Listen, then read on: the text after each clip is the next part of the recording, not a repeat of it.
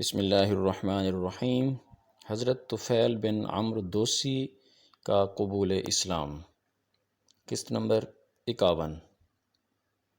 طفیل بن عمرو دوسی رضی اللہ عنہ ایک اونچے درجے کے شاعر تھے۔ ایک مرتبہ یہ مکہ آئے۔ ان کی آمد کی خبر سنتے ہی قریشی ان کے گرد جمع ہو گئے۔ انہوں نے طفیل بن عمرو دوسی رضی اللہ عنہ سے کہا، آپ ہمارے درمیان ایک ایسے وقت میں آئے ہیں جب کہ ہمارے درمیان ایک شخص نے اپنا معاملہ بہت پیچیدہ بنا دیا ہے۔ اس نے ہمارا شیرازہ بکھیر کر رکھ دیا ہے، ہم میں پھوٹ ڈال دی ہے۔ اس کی باتوں میں جادو جیسا اثر ہے۔ اس نے 2 سگے بھائیوں میں بھی پھوٹ ڈال دی ہے۔ اب ہمیں آپ کی اور آپ کی قوم کی طرف سے بھی پریشانی لاحق ہو گئی ہے۔ اس لیے آپ نہ تو اس سے کوئی بات کریں اور نہ اس کی کوئی بات سنیں۔ قریشیوں نے ان پر اتنا دباؤ ڈالا کہ وہ یہ کہنے پر مجبور ہو گئے، نہ میں محمد صلی اللہ علیہ وسلم کی کوئی بات سنوں گا اور نہ ان سے کوئی بات کروں گا۔ دوسرے دن طفیل بن عمرو دوسی رضی اللہ عنہ کعبہ کا طواف کرنے کے لیے گئے تو انہوں نے اپنے کانوں میں کپڑا ٹھونس لیا کہ کہیں ان کی کوئی بات ان کے کانوں میں نہ پڑ جائے۔ حضور نبی کریم صلی اللہ علیہ وسلم اس وقت کعبہ میں نماز پڑھ رہے تھے۔ یہ آپ صلی اللہ علیہ وسلم کے قریب ہی کھڑے ہو گئے۔ اللہ کو یہ منظور تھا کہ حضور صلی اللہ علیہ وسلم کا کچھ کلام ان کے کانوں میں پڑ جائے۔ چنانچہ انہوں نے ایک نہایت پاکیزہ اور خوبصورت کلام سنا۔ وہ اپنے دل میں کہنے لگے، میں اچھے اور برے میں تمیز کر سکتا ہوں، اس لیے ان صاحب کی بات سن لینے میں حرج ہی کیا ہے؟ اگر یہ کوئی اچھی بات کہتے ہیں تو میں قبول کر لوں گا اور بری بات ہوئی تو میں چھوڑ دوں گا۔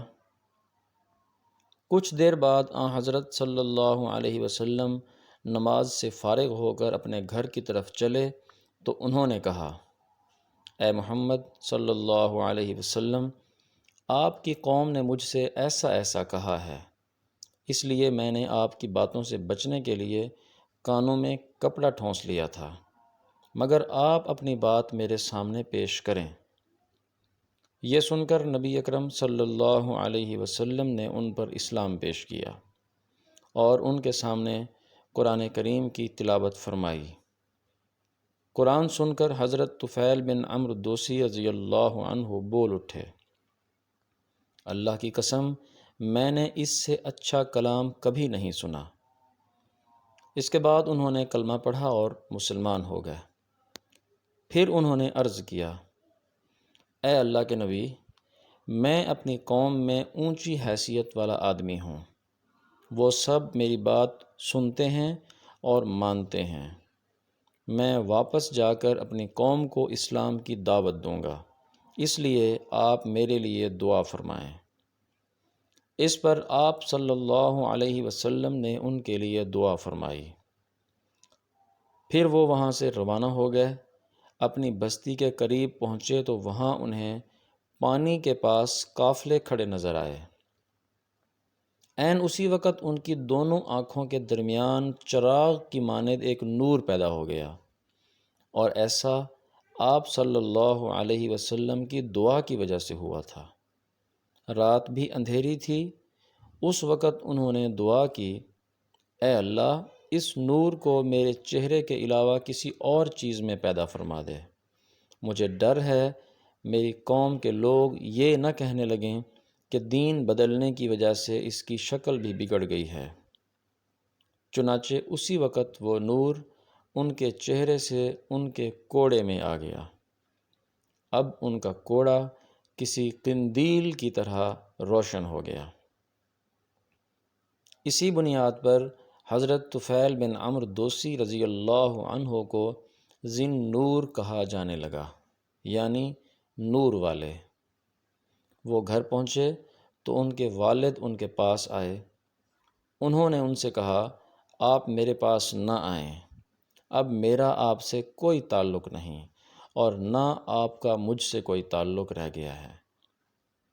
یہ سن کر ان کے والد نے پوچھا، کیوں بیٹے، یہ کیا بات ہوئی؟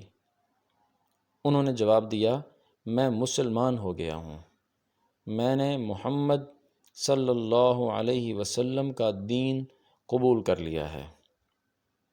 یہ سنتے ہی ان کے والد بول اٹھے، بیٹے، جو تمہارا دین ہے وہی میرا دین ہے۔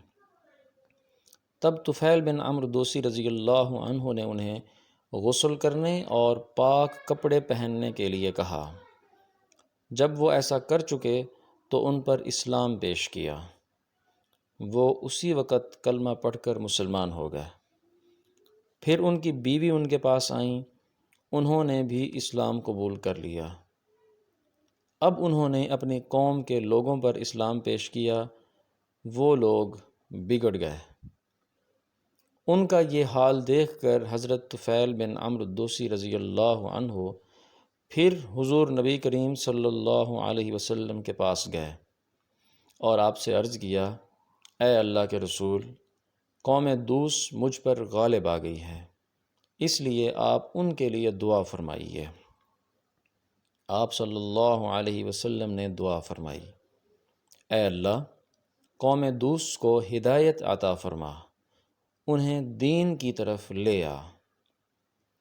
حضرت طفیل بن عمرو دوسی رضی اللہ عنہ پھر اپنے لوگوں میں گئے، انہوں نے پھر دینی اسلام کی تبلیغ شروع کی۔ وہ مسلسل انہیں تبلیغ کرتے رہے، یہاں تک کہ حضور نبی کریم صلی اللہ علیہ وسلم مکہ سے ہجرت کر کے مدینہ تشریف لے گئے۔ آخر وہ لوگ ایمان لے آئے۔ حضرت طفیل بن عمرو دوسی رضی اللہ عنہ انہیں ساتھ لے کر مدینہ آئے۔ اس وقت غزوہ بدر، غزوہ احد اور غزوہ خندق ہو چکے تھے اور نبی کریم صلی اللہ علیہ وسلم خیبر کے مقام پر موجود تھے۔ حضرت طفیل بن عمرو دوسی رضی اللہ عنہ کے ساتھ 70-80 گھرانوں کے لوگ تھے، ان میں حضرت ابو ہریرہ رضی اللہ عنہ بھی تھے۔ چونکہ یہ لوگ وہاں غزوہ خیبر کے وقت پہنچے تھے، اس لیے نبی کریم صلی اللہ علیہ وسلم نے تمام مسلمانوں کے ساتھ ان کا بھی حصہ نکالا، اگرچہ وہ جنگ میں شریک نہیں ہوئے تھے۔ سیرت کا یہ مبارک سلسلہ جاری ہے۔ آپ سے ایک بار پھر گزارش ہے کہ چینل کو سبسکرائب کریں، ویڈیو کو لائک کریں اور اسے دوستوں کو شیئر کریں۔ آپ کے تعاون کا شکریہ۔ جزاک اللہ۔